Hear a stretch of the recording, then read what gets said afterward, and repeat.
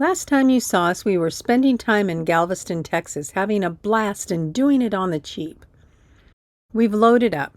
We'll have to make do with our toys inside for a couple of nights since we'll be staying at Harvest Host locations. We watched our last moonset in Galveston, and now it's time to leave Texas and head through the south towards Florida. Each state is unique, so we'll talk about some of the differences as we drive through this beautiful area and make a few stops along the way.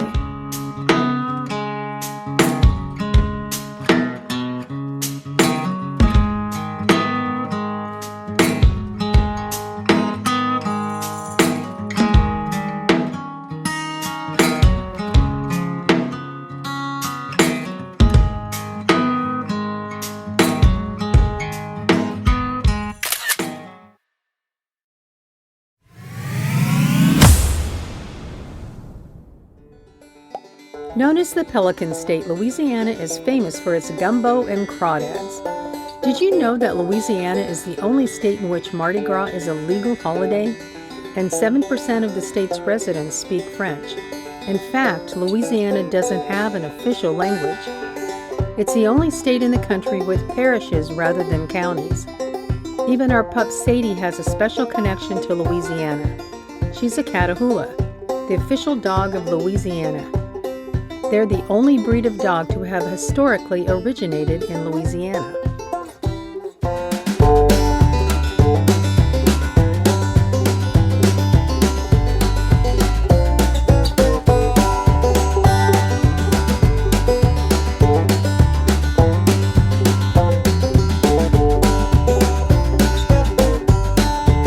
Located on a beautiful 23-acre site in Lafayette, Louisiana, Vermilionville Living History Museum and Folklife Park is a collection of structures representing an early Acadian settlement.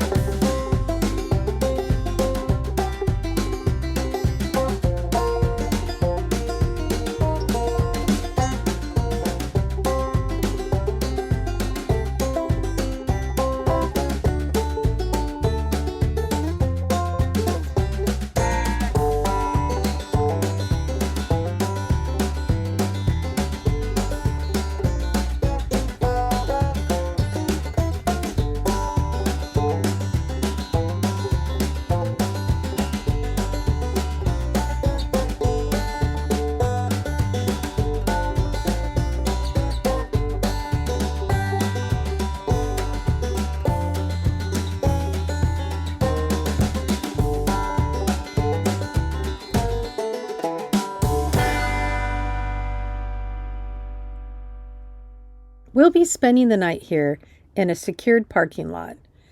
In addition to their beautiful grounds, there's a walking trail along the river. This was a good stop.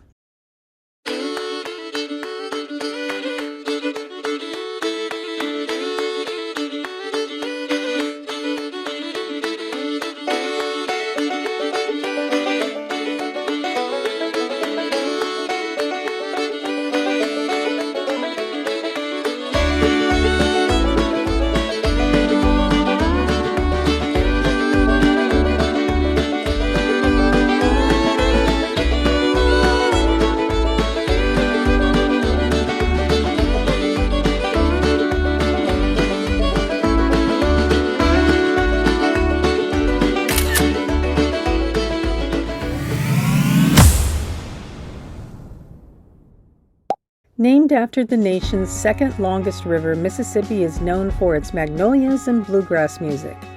The state played an important part in the Civil War. Did you know that Mississippi is considered the catfish capital of the world with over 100,000 acres of catfish farms?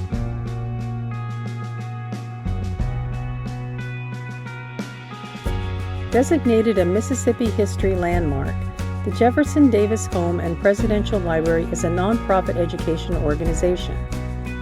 In addition to the Presidential Library, the location hosts the last home of the Confederate President, Jefferson Davis, and a Confederate cemetery.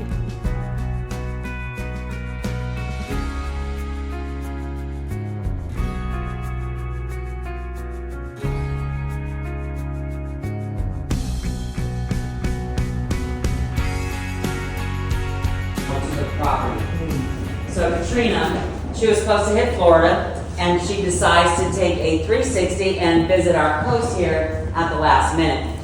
By the time we were notified that Katrina had changed course and is heading this way, she was already a mandatory evacuation. So unfortunately, all the furnishings remained in the house. The only thing that got taken out was the china, because you cannot restore china. Katrina hits this area with a 28-foot water surge, coming over both of those cottages' roofs, and at the force of that point of impact, knocked them both completely down. So both of our cottages are replicas. Now, for the house still standing, I give that man 100% credit.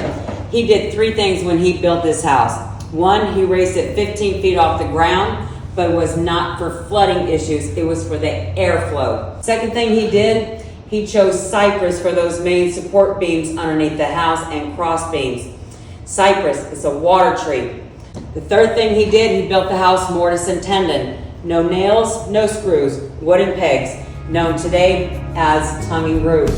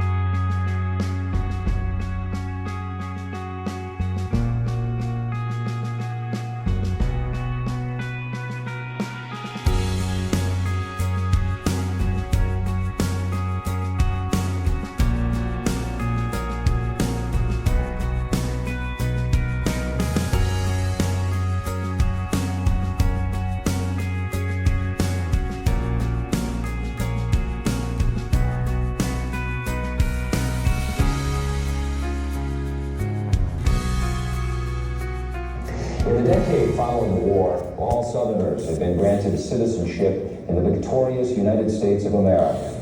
Well, all but one, Jefferson Davis, who would remain until death a man without a country. It's another great Harvest Host stop, and like Vermilionville Living History Museum, would have been overlooked on a trip like this without the membership. So again, we spend the night in a beautiful grounds and a secure location.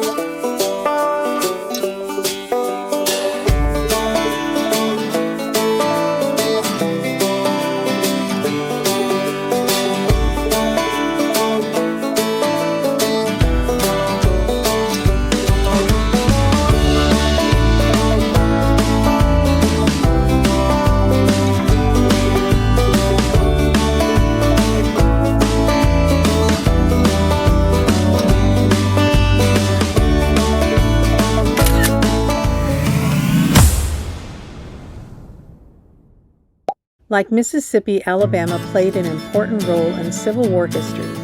It's also known for growing peanuts and cotton. Some interesting facts about Alabama: it was the first state to recognize Christmas as an official holiday and has the most snails of any U.S. state by far.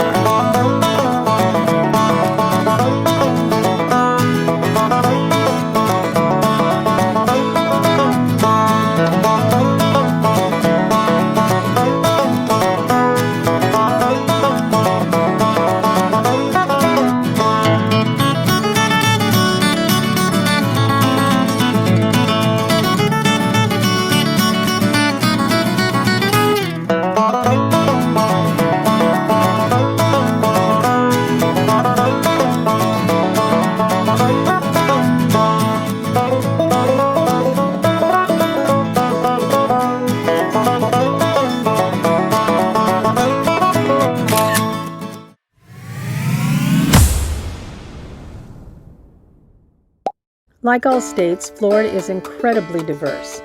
The Panhandle of Florida is definitely the Deep South, and it fits nicely into our category of traveling the South. It's home to the world's greatest precision flight squadron, the Blue Angels, and it's known for oysters, scallops, and shrimp. Like the previously mentioned states, Florida is known for southern hospitality. They also have to endure hurricanes as a part of life.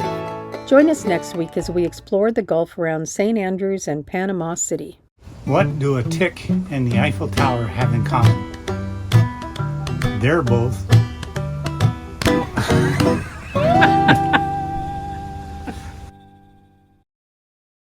What do a tick and the Eiffel Tower have in common? They are both parasites. Get it? Parasites.